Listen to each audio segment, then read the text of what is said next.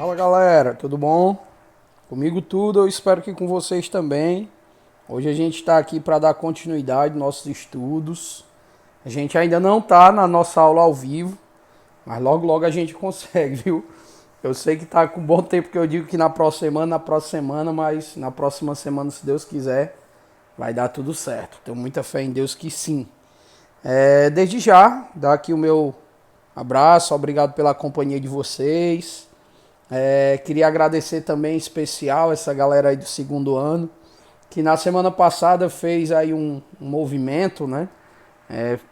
De certa forma aí até chegaram a me enganar, mas no fundo era um momento de descontração, um momento pra gente matar a saudade e assim, de coração fiquei muito feliz em ter revisto alguns rostos, né? Por mais assim que seja à distância, mas se viu um pouco para a gente relembrar de todo mundo, né? Lembrar do nosso momento na escola, então fiquei muito feliz pelo momento e agradecer aqui, mediante a todos, né, pela disponibilidade de quem participou e dizer também que eu entendo perfeitamente a galera que não pôde participar. Então fica aqui meus agradecimentos e reforçar que a nossa saudade continua muito grande, tá? Mas assim, galera, a gente precisa continuar, né, o material sobre urbanização. E aí eu organizei esse material aqui para a gente poder pegar alguns pontos específicos do livro que a gente ainda não tinha conversado, tá bom?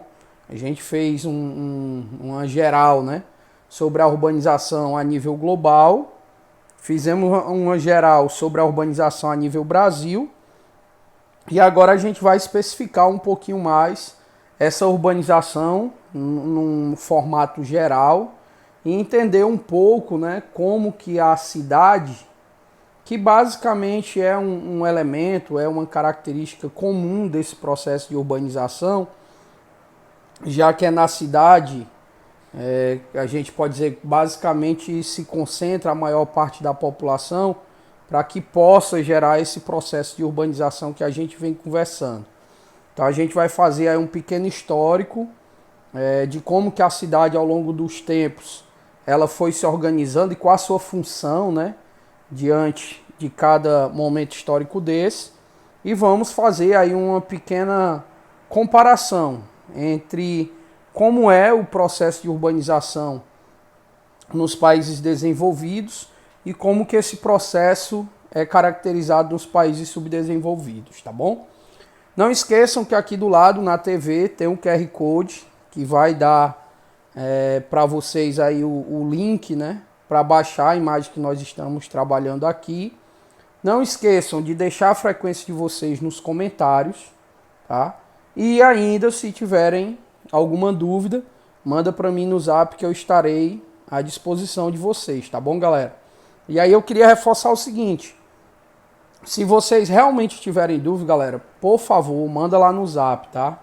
Então, mediante o que a gente já vinha estudando nas aulas anteriores, eu acredito que está dando para todo mundo acompanhar direitinho as explicações, porque até agora eu acho que 2 ou 3 pessoas no máximo me mandaram alguma dúvida pelo privado, tá?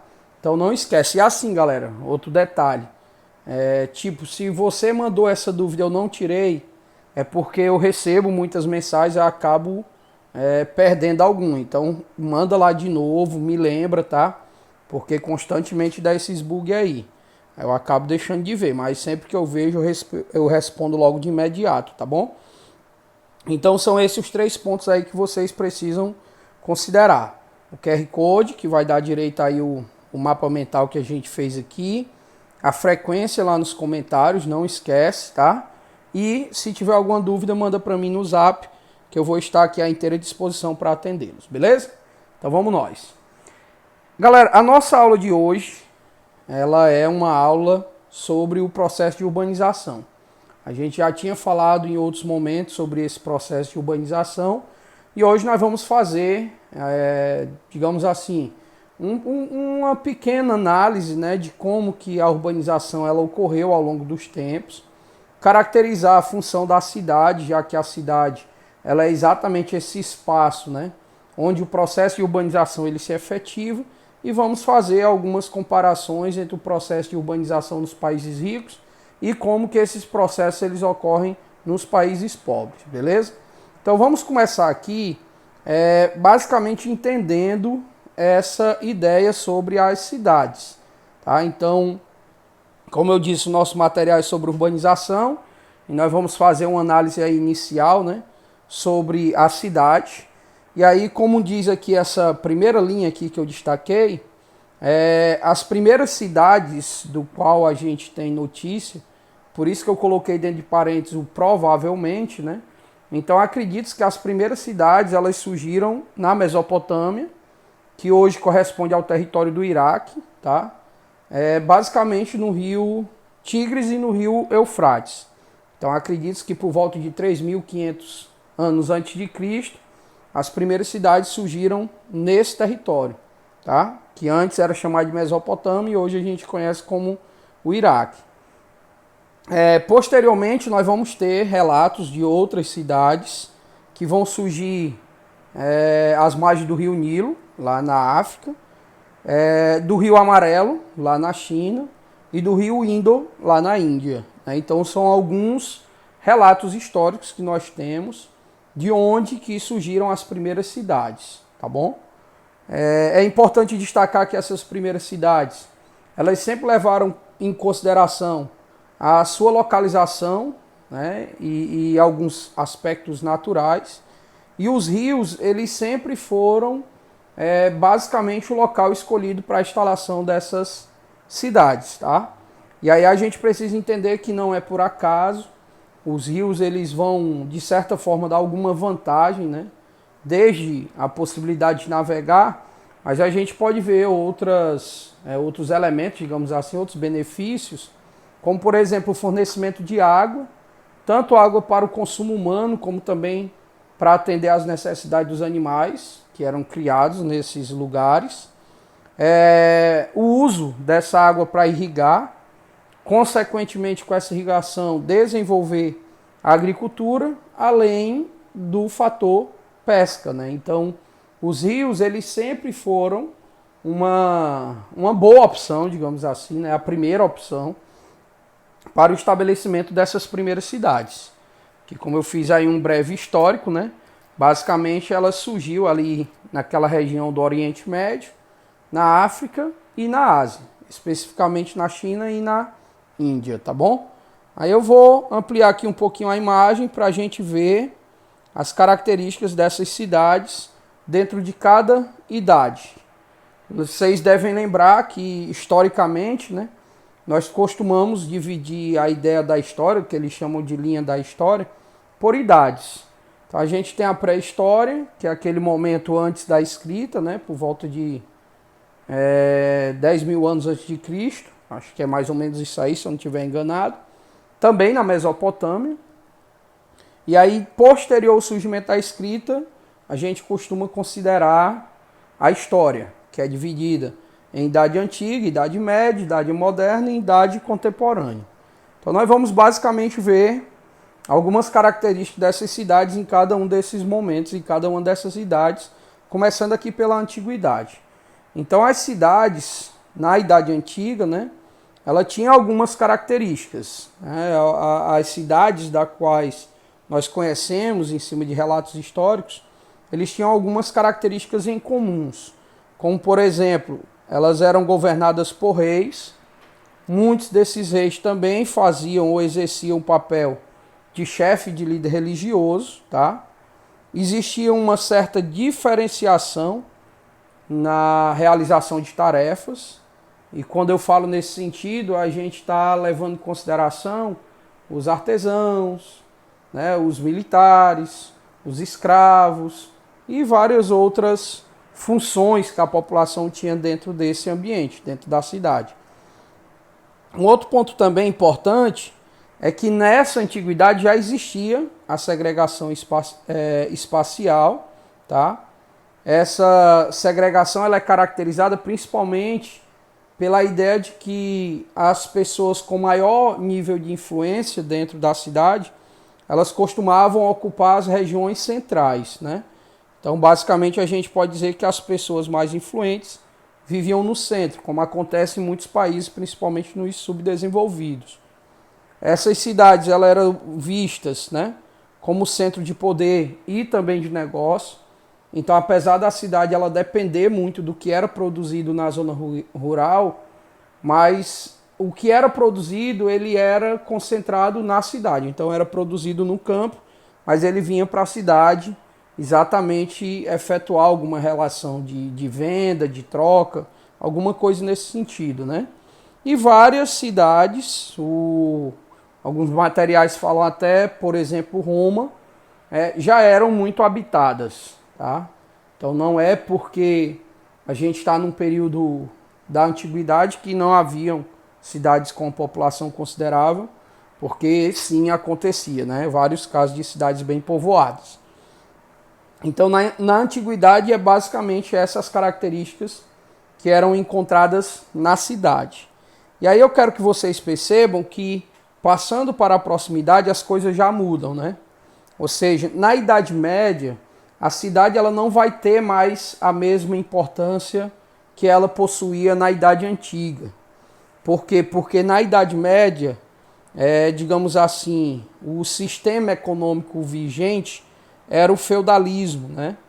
Então esse feudalismo, basicamente, ele tinha como filosofia, né, indo mais ou menos nessa palavra, a atividade econômica que acontecia no feudo. E o feudo, basicamente, era rural, tá? Então, na Idade Média, vai haver um retrocesso e uma decadência das cidades, como eram na Idade Antiga, exatamente causado pelo feudalismo. Então o feudalismo ele tinha a sua base econômica concentrada no feudo. Esse feudo eram lotes, né, de terras, onde se utilizavam para o plantio, né, para a agricultura, e se utilizavam os chamados vassalos, né, que basicamente eram como se fossem escravos, onde produziam e grande parte da produção atendia às necessidades do senhor feudal. Acredito que pelas ideias de história que vocês já estudaram, vocês entendem basicamente isso. O que eu quero que você entenda é que quando eu comparo a idade anterior para a Idade Média, a gente percebe que a cidade em si ela perde um pouco sua função, porque na Idade Média, digamos assim, as principais atividades econômicas e de produção, elas passam a acontecer no campo, dentro dos feudos, tá? Que era uma filosofia do feudalismo. Então aqui ele até termina dizendo, ó, que vai haver que na verdade aqui seria a restrição de atividades comerciais e políticas agora ligadas à zona rural, tá bom? Então essa é a ideia. Então você percebe que na Idade Antiga a cidade era sim o centro do poder, o centro econômico, mas na Idade Antiga ela perde um pouco a sua função, porque as principais relações econômicas e políticas elas passam a acontecer nos feudos, que eram exatamente essas áreas rurais. E aí na Idade Moderna as coisas mudam novamente, né?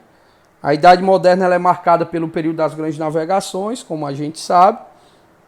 Então nesse período nós vamos ter o renascimento das cidades, que vai ser ocasionado por conta do mercantilismo, que inclusive é conhecido como a primeira fase do capitalismo, né?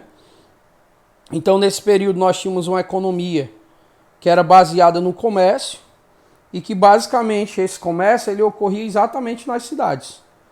E nós tivemos também a ascensão de algumas classes sociais, como por exemplo os artesãos, que basicamente vão conseguir viver do seu ofício. Alex, como assim? Então o cara vai ver o crescimento do comércio e ele passa a produzir, não dependendo mais do seu feudal, por conta própria, e o que ele produz dá conta do seu sustento. Então ele começa a perceber que ele não tem mais essa dependência do seu feudal. Ele por si só, com o talento e a habilidade que ele tinha como artesão, ele poderia sobreviver da sua própria profissão. E ainda conseguia produzir a mais do que ele necessitava, que é o que nós chamamos de excedente. Ah, Alex, então o que é o excedente? O excedente é, por exemplo, eu tenho uma meta para produzir 1.000, mas eu produzi 1.500. Então esses 500 ele é exatamente o excedente que eu posso vender para outras pessoas comercializarem, beleza? Então esse excedente, nesse período da Idade Moderna, ela vai ser comercializada pela burguesia, que é uma classe que vai surgir exatamente nessa idade, né? Que são basicamente os comerciantes, tá? Ou seja, aquela galera que tem o seu comércio, que compra daquele artesão e vai vender para lucrar em cima daquele produto, tá? Algumas rotas, basicamente, né, que eram utilizadas para essa comercialização, ela vai favorecer, né, o que nós dizemos, aglomeração de pessoas, onde eram estabelecidos esses pontos comerciais, e essa aglomeração acabou que, de certa forma, favorecendo a criação de algumas cidades. Tá? Então, pontos de encontros, pontos de rotas para estabelecer trocas e venda de mercadoria, elas acabaram favorecendo também o surgimento de algumas cidades na Europa. Tá? Nós vamos ter nesse período o crescimento da burguesia, o que nós chamamos de excedente monetário, né? Então a galera passa a gerar mais lucro do que se esperava, e também o acúmulo de capital. Então muitas nações acabam acumulando muito capital, muito dinheiro, e isso vai favorecer o fim do feudalismo e o início do que nós chamamos de sistema capitalista.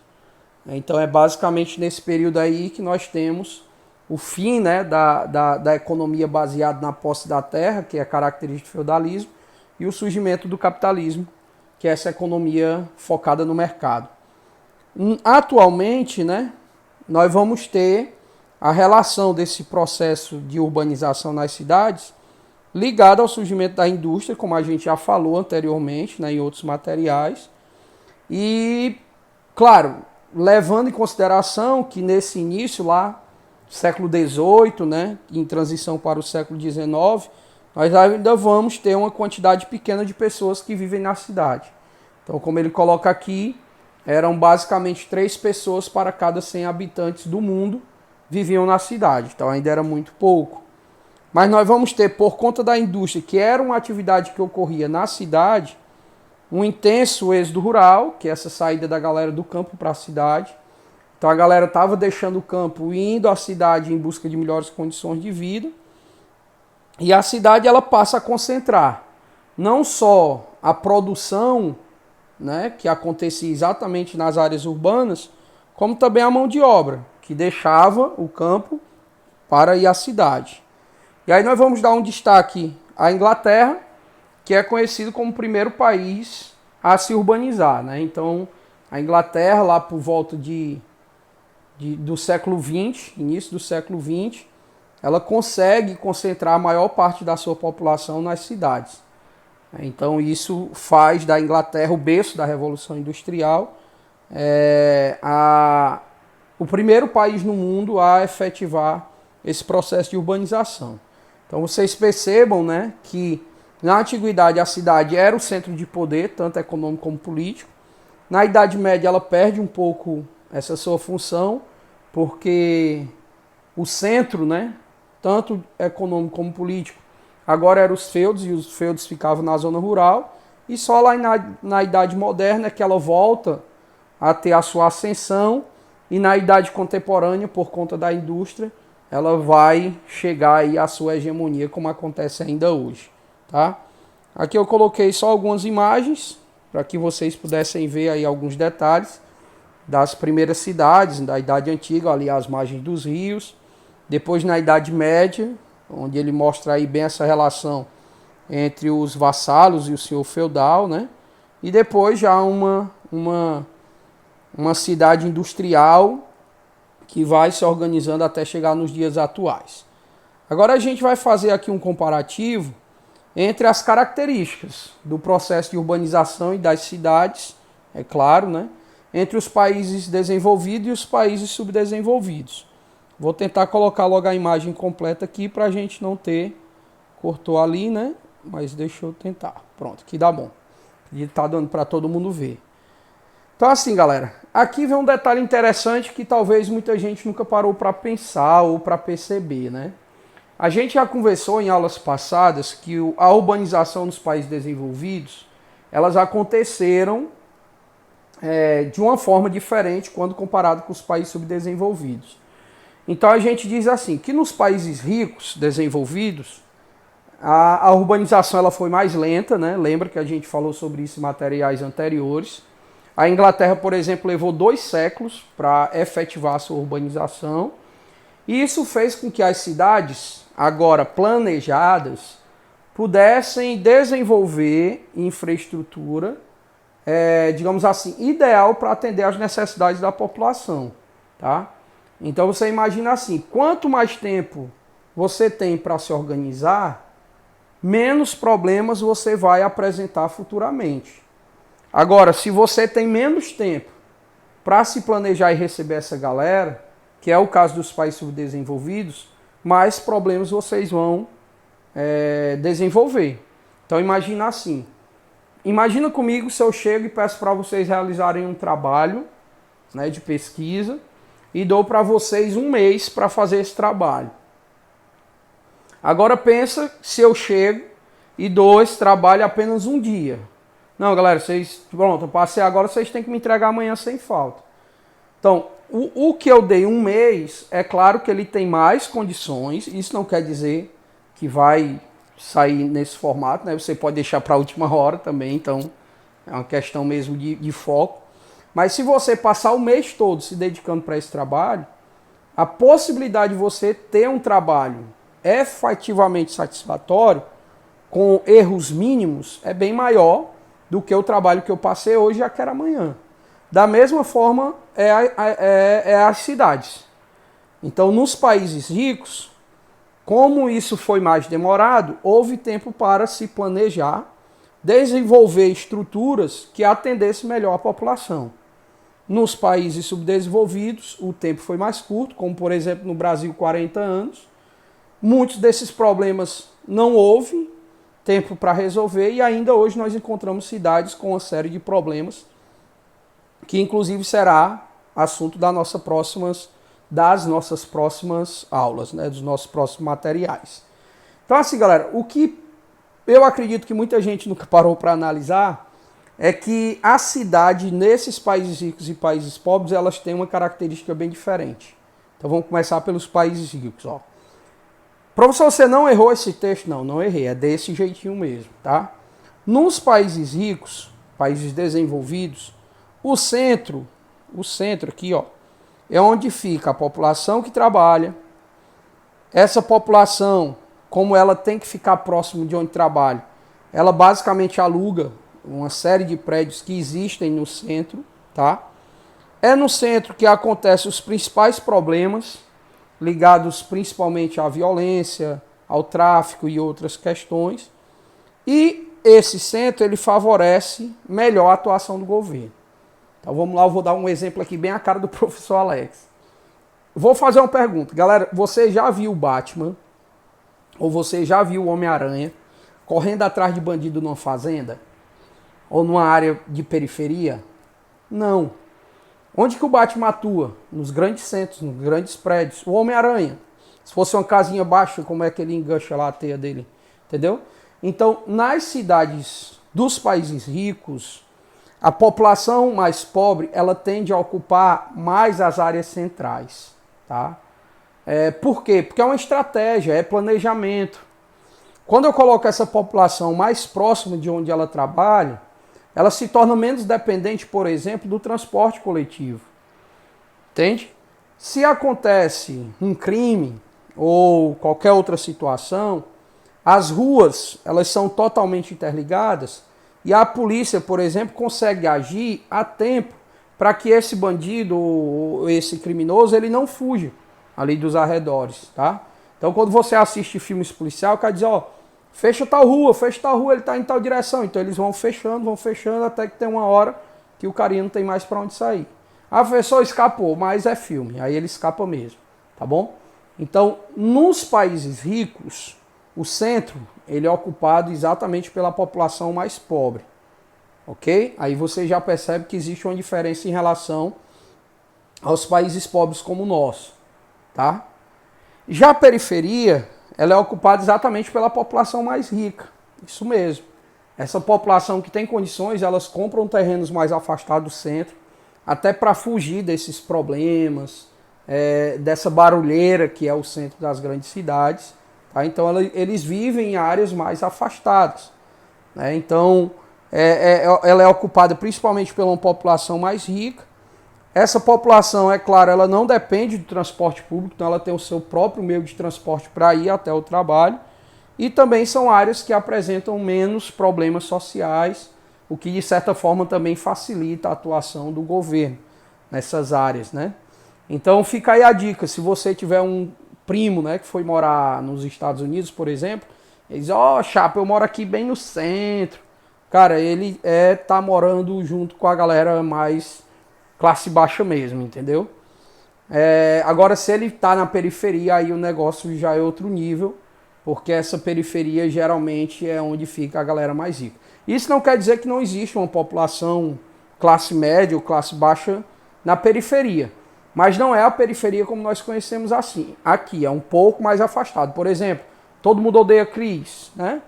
Aquele local ali do Cris é uma periferia, é o que eles chamam de guetos, né? Então, ela é uma área afastada, mas ela não é uma área tão afastada assim do centro, entende? Então é onde ficam ali os cortiços que a galera aluga ou compra os prédios e que ficam próximo do centro, o que facilitaria o trabalho, tá? Então é mais ou menos nessa linha. Já nos países subdesenvolvidos, como a gente bem sabe, é diferente. A periferia é aqui onde fica a classe trabalhadora, aqui onde se alugam esses prédios, cortiços, né, para poder trabalhar. É onde acontecem os principais problemas, né, de tráfico, de violência, a gente sabe muito bem. Até as músicas que a gente ouve sobre periferia sempre passa essa ideia, né, de favela, de violência, de droga, de prostituição, vocês entendem muito bem, tá? Isso dificulta a atuação do governo. Sempre quando o governo quer fazer alguma intervenção nessas áreas de morro, a galera foge para o mato e a polícia não tem acesso, então não dá para pegar, né? As moradias são feitas, construídas em locais inadequados, seja em costa de morro ou próximo à margem de rios. A ausência de saneamento básico. Existe um probleminha que nós vamos estudar futuramente, que é a especulação imobiliária. E o transporte público é bastante precário. Então pensa aí comigo, ó. Como a cidade ela não foi planejada, a galera mais rica começou a ocupar os centros e a galera mais pobre foi ocupando as áreas mais afastadas do centro, porque esse centro é caro, né? Você sabe, como a gente já falou antes, o preço do metro quadrado no centro de uma grande cidade é muitas vezes mais caro do que na periferia. Então a galera foi morando mais distante, e mais distante, mais distante, até subir morro, ficar na margem do rio, né? Outro problema, a maior parte da população que trabalha vive longe do centro. Então ele precisa gastar 1h30, 2 horas, pegando ônibus para chegar até o seu trabalho, para voltar. Entendeu? Então isso gera uma série de problemas. Saneamento básico, água encanada, esgoto. Vai atendendo a galera ali do centro e o que sobrar joga para a periferia, o que muitas vezes não sobra. Então isso gera um problema muito grande da periferia nos países subdesenvolvidos, bem diferente da realidade dos desenvolvidos. E o centro dos países subdesenvolvidos é que é a vida boa, né? É a galera mais rica, é a galera que não depende de transporte público, mas que acaba sofrendo com o congestionamento causado por esse transporte público. E, claro, vai ter menos problemas sociais, né? Apesar de que isso quando a gente compara com a periferia, né? Que a gente sabe que o centro das grandes cidades também dos países pobres, subdesenvolvidos, eles também sofrem muito com a questão da violência, né? Mas o que eu quero que você entenda é exatamente essa diferenciação, tá, galera? Países ricos, geralmente, a galera mais pobre, ela tende a ocupar o centro, porque, como eu disse, é uma questão de planejamento, tá? E as áreas periféricas já são ocupadas pelos mais ricos. Lembra do Batman? Batman tá lá, mansão Wayne fica bem distante do centro, né? Quer assistir o Doutor Estranho, o acidente dele, ele mora bem afastado, e aí quando ele vem para a cidade é que ele sofre o acidente. Então, Tipo, Batman tá no grande centro, Homem-Aranha tá no grande centro, Demolidor tá nos grandes centros, entendeu? Então é onde acontecem os maiores problemas dos países ricos.